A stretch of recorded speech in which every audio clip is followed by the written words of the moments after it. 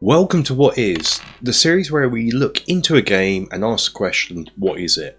So what is Journeys in Middle-earth? Journeys in Middle-earth is a game released by Fantasy Flight Games in 2019.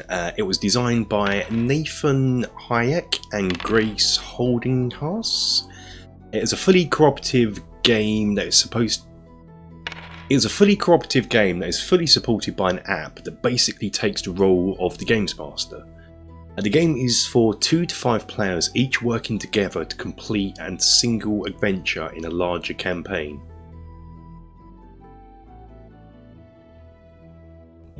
And the box is lovely, and this wicked artwork. Love this. Before I open it, one thing I should know is that I've made foam core insert trays, so yours won't come in this, it'll come in the standard Fantasy Flight cardboard insert thing, but I've always liked making foam core inserts of mine to keep it all tidy and organised and easy to play. So let's get into it. First thing, as always, is the booklet. The booklet just contains all the other Fantasy Flight games. Yeah, rules reference. This is sort of an A to Z of the rules. You can easily look them up. So if you come across, I know, say experience, just go to the E and you can see what experience is all about. Fate is covered here, etc, etc. Very nice, very easy and quick to look up. Again, they'll fight in the Balrog there. As always with Fantasy Flight, it's full colour.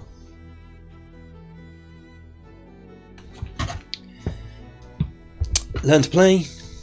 This is the actual rules manual, as it were. Get what's contained in here, and this gives you a little explanation of how to play the game. Yep.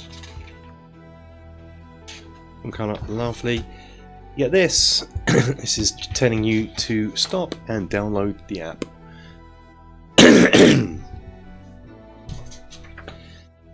On the top here we have, these are tactical combat boards. You get 2 of these.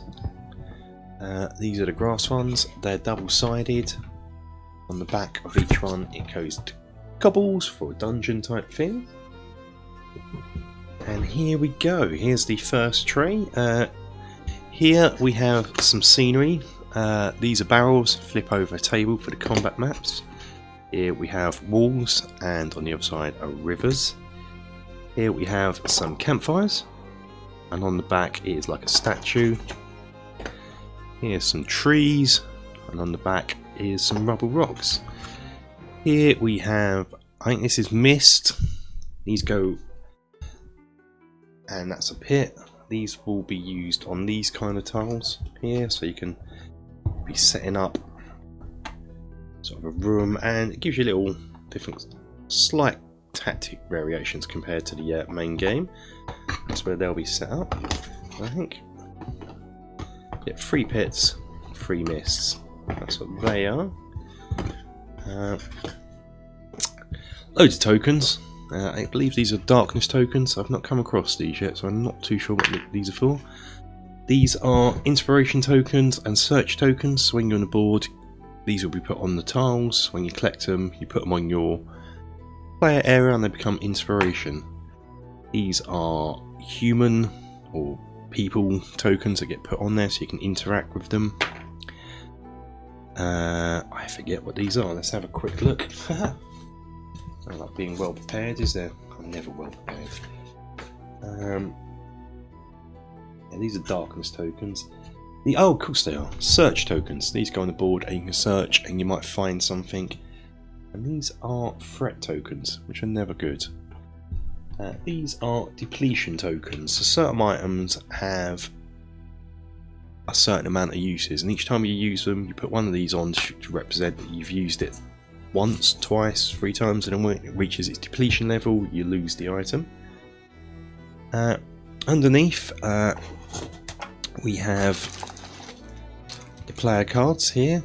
I've got a game in progress, that's what this is representing. In here there is Aragorn, and in here there is Beravor cards, and then the rest of the cards are here. So if I show you Aragorn, quickly. That's what the Aragorn card looks like. It's front and back, has a bit of a background here and a suggested start. His suggested role is captain, and it has his starting items. That's that.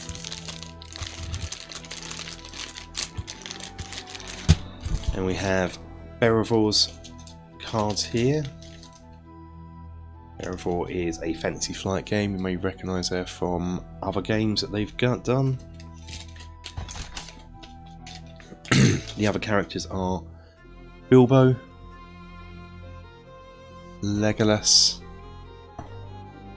Gimli, and Elenor. Just bring them into focus a bit more. That's a made-up character. Bilbo, Gimli. You have those. Now we have a load of cards here. I won't go through them all, but you have some sort of weapon cards. You'd have some armor cards and trinkets. These are things that don't fit in. You have some boons. These are going to give you bonuses. You have fear cards, never good. These gloom. Damage cards, weariness, anything like that. Weaknesses, and then we have titles. You earn these throughout the game. Here's Lone Survivor. As always, the artwork in these are lovely for Fantasy Flight. Terrain cards, these just for when you're using the tactical map. These will explain the rules of the terrains. This explains what a boulder will do on the board.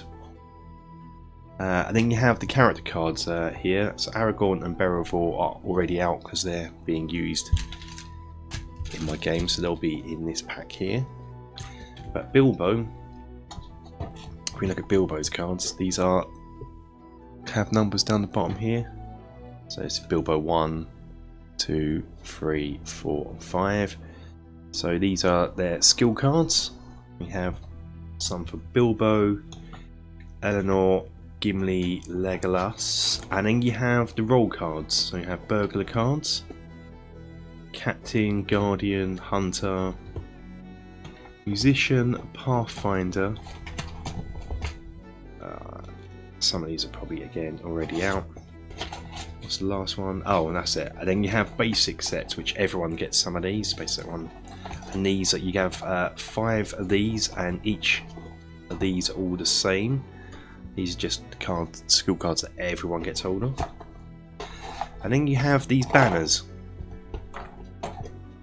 These banners, some will denote that the models are elite, so they're a bit stronger, and others will, if you have 2 groups of orcs, you can distinguish them by their banner. And now let's have a look at the models. Let's start Legolas. That's what he looks like.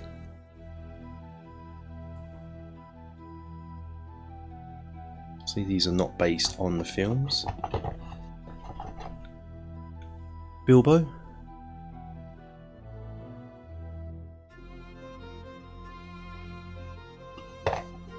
Aragorn.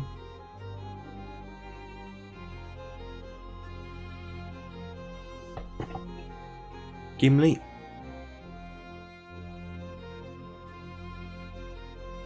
And Berefor. And Berefor. Yep, my set come with 2 Berevors, but the cool guys at Fantasy Flight, I just let them know, and they quickly shipped from North America, which arrived today, the Elenor model. So obviously I've still got to paint this, but I'm going to put that in and I shall paint this up. Next up, let's have a look at some of the villains. You have ruffians. You have 6 of these. Sort of painting them up ever so slightly different from each other. You have 6 of those, 6 ruffians. You have 6 orc scouts. I've got 6 of these. These all just painted up pretty much all the same. So once you've seen one orc, you've seen them all. Sounds slightly orcish, racist against orcs, but they're evil. This is a orc hunter, slightly more powerful. Get 3 of those. Get 3 of these guys here. These are orc marauders. These are even more powerful. I've gone for like a red Mordor theme on these. I'm thinking these are going to be like Uruk-hai type things. The others are more wild orcs, I guess. And I get 3 of those. I get 3 wargs. Their wargs look like. They're really lovely models. 3 wights. These are just fantastic. Love these. Nice and creepy. And you get a troll.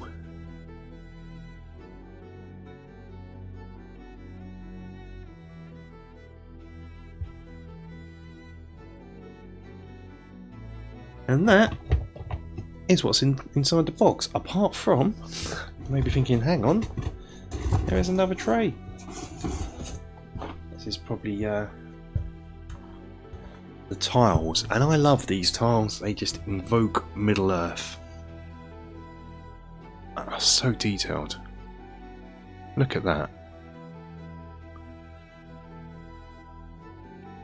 Little village there, and they're double-sided. Elven type place here. Over here.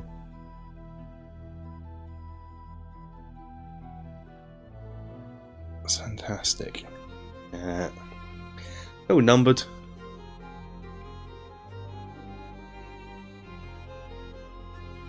Get it right way around. So that tells you how to place them.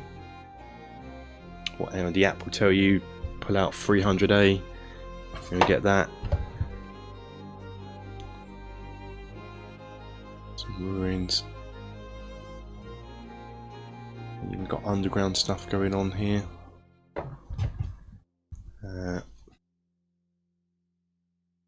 Some rivers. More ruins. Probably won't go through all of them. Actually, sod it. Let's quickly go through all of them. How quickly I change my mind. So you can see just the beauty of them. And I'll say, when you're playing this game and you're getting these all set up, you really do feel like you are exploring Middle Earth. There's a ton of these. You could be here for some time. Oh, statues. That's amazing.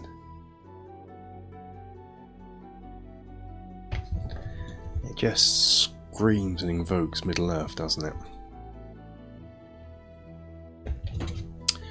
Some sort of dungeon-y type place. It's nice. He's got a nice, fairly nice lot of variety in them.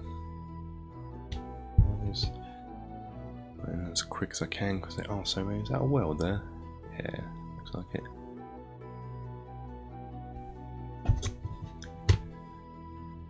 Remains of some big beast there. Could be Smaug's remains.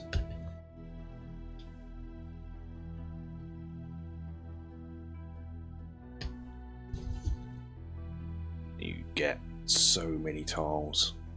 So many tiles. You're going to be exploring Middle Earth for ages.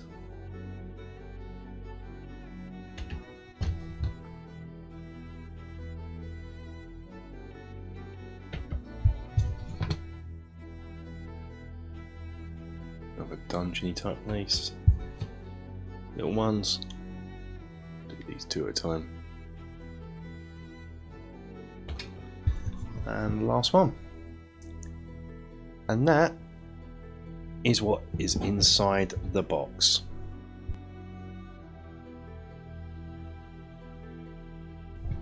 The first thing you want to do is pick your characters. Minimum to 2. So if you're playing solo, you pick 2 characters. So here we're going to have Elenor and Legolas. It will have a suggested start, which we're going to go with. So the next thing you probably want to do is prepare your skill deck. So this is a role of a hunter, and this is a role of a musician. And the first skill cards you get are the basic ones. So you have 5 sets of these, and these are basics 1 to 6. So each character gets these. Next up, you want their actual character cards. So here we have Legolas. He has 1 to 5 for Legolas. So you'd put those together in there, and the same for Eleanor. She has 1 to 6, 1 to 5 there. So you put those in.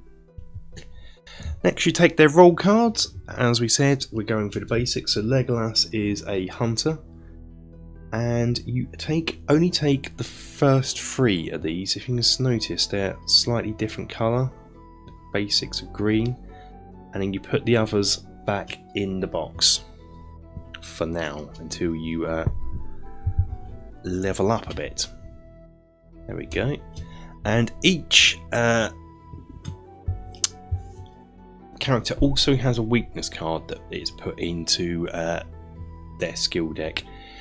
These have no rules of their own as such. It just means prevents you from getting the success, which we'll cover later on, won't we, Cat? So Legolas is going to have Ill Omen, and Eleanor is going to be Impeded.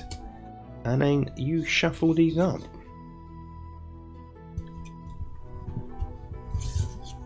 And this is your skill deck. Be even better if a cat wasn't involved, but he is, and we love him on this channel. Next up, you get some starting equipment. Legolas will have a cloak and a great bow. Eleanor will have a dagger, a cloak, and a harp, as she's a musician.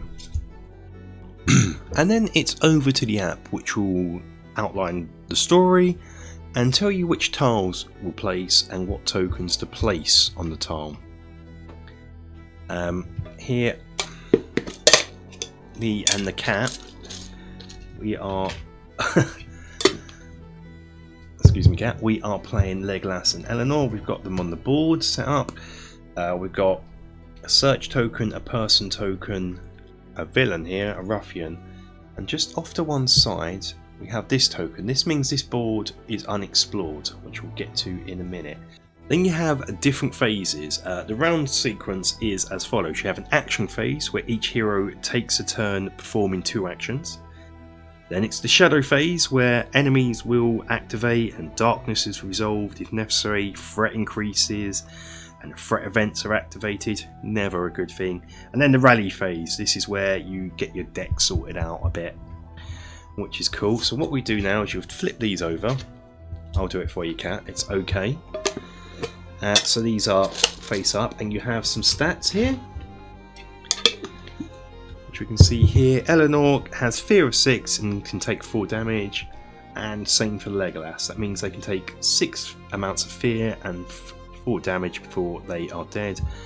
I have stats here, not too bad. The same might and wisdom, 2 and 3 each. Eleanor has 2 agility, Legolas has 4 agility, Eleanor 4 spirit, Legolas 2 spirit, and they have 3 will each. And these are going to be used in tests throughout the game. Now, in the unboxing you may notice there is no dice. That is because all tests are done using your skill deck, which we'll cover in a minute. In your action phase, you can travel, which means you can move 2 times. Each square here has a border, so that is a space. You can attack if you want to, we'll cover that in a minute, and you can interact with any of these tokens on the board. So we can move twice, so move Legolas to here, and we could interact with this token here. This is a person token. We then interact with the app and follow the instructions. It probably means we're going to be speaking to a person, and there's normally a sort of almost conversation tree where you can pick an option on how you want to answer. But when you've done that, you remove that token, and that would be Legolas's go over. You can then move here and you could search and again interact with the app, and the app will tell you what you found, whether it's treasure or an enemy of some kind. If you move into an unexplored region, you get to take this, which denotes that it's now explored, and you flip it and you put it on your card here. Legolas can hold 5 of these. These are now called inspiration tokens and will be useful later on. And Elenor can take 5 inspiration tokens as well. Move them all into here. Combat is done using your weapons and your items. So Legolas has a great bow and has a range. So he could attack from a square away as he's got range. Elenor has a dagger and has to get up close and personal. But combat is handled in much the same way as other tests in the game. So if we go over a test, the app will tell you to test. In combat, you're going to be using your might or agility if it's a bow, as denoted by this symbol there is for agility, and I believe it's this symbol here is used for. Actually, on this one it's wit. This is going to, so using a dagger is going to use wit. Sometimes it will be might if it's a sword. So to perform a test, you'll see a symbol and then a number after it.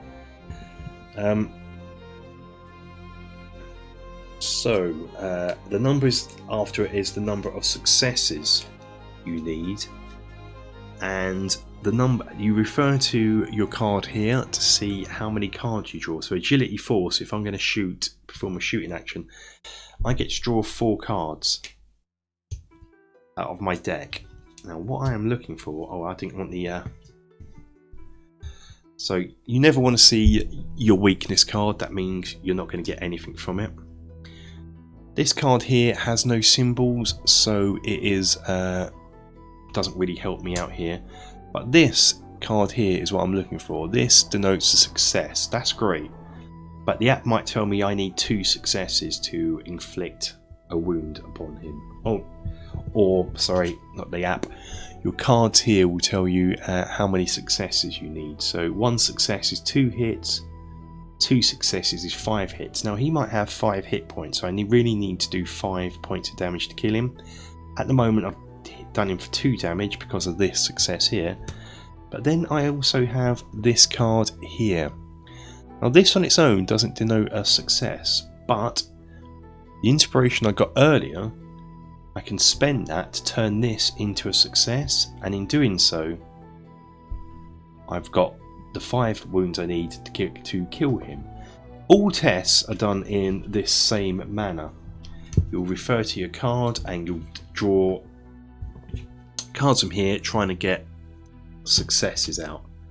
After that, enemies will activate, and this is where the app will handle things. It will tell you where to move these, who to attack, what to do, and so forth and so forth. Your threat increases as well, and when this reaches certain thresholds, bad stuff happens, so you want to get your missions done before that increases.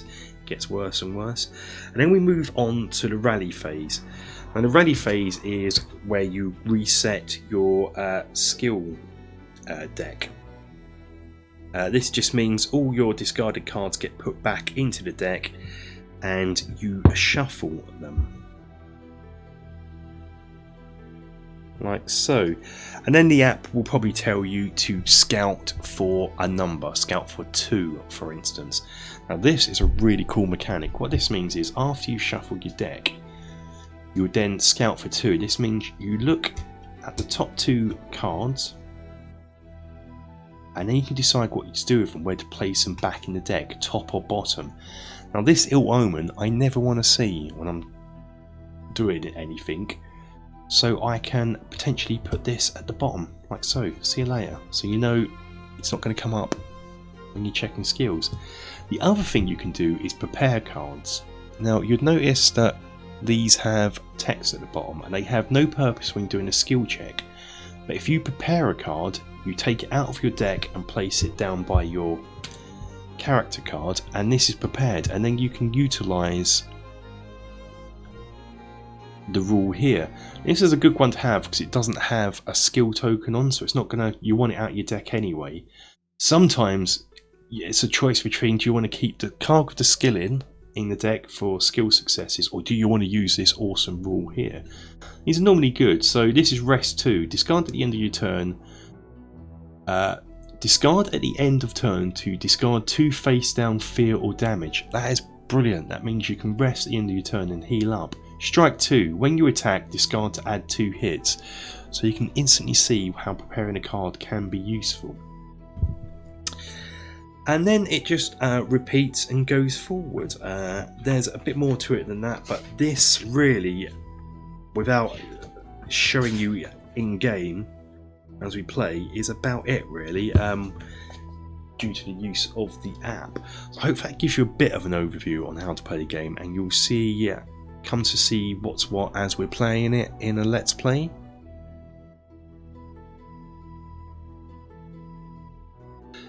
There was a game map for the game that has a map of Middle-earth on it. There was also a figure pack released for the game containing 3 villain models of Golgotha, Atarin and Kolfeng, plus 6 new trinkets and 3 new tiles to help combat them. I believe next year this game will be getting a big box expansion, and I shall cover that when it comes out.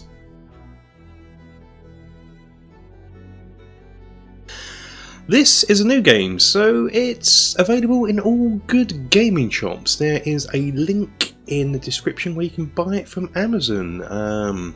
It's an affiliate link, so if you buy it from there, the channel gets some money, doesn't cost you anything, we're all happy. And that is Journeys of Middle-earth. Thank you for watching. This game will be played, we're going to be doing some Let's Plays of this, solo and cooperative with other players. I think the solo one will be done first, but thanks for watching. Until next time guys, take care.